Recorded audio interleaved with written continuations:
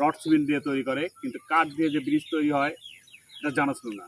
তো ব্রিজটা দেখে এখানে দাঁড়ালাম, দেখি এক ভাই আসতেছে, ভাইকে জিজ্ঞাসা করি যে আসলে এখানে কি অবস্থা, কেমন কি। তো ভাই, এই ব্রিজটা কি এখানে কবে তৈরি হয়েছে বা কতদিন ধরে এটা ব্রিজটা মূলত তৈরি হয়েছে আরো 8-10 বছর আগে।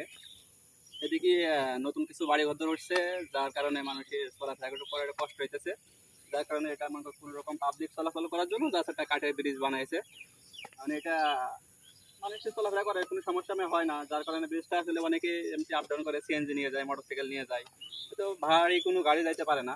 তো সাধারণ পাবলিকের জন্য মোটামুটি আর ইয়ে হয়েছে। এটা কি এলাকার লোক করছে নাকি সরকারিভাবে করছে? না, এটা আছে এলাকার যারা চা বাগানে মূলত দায়িত্ব নিয়ে আসছে ওনারাই করছে। আপনার কোথা থেকে আসছেন ভাইয়া? আমরা আসছি পাবনা থেকে। কি নতুন?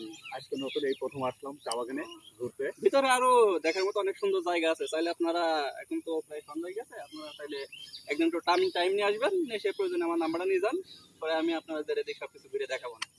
থ্যাংক ইউ ভাইয়া। ওকে ভাইয়া, থ্যাংক ইউ।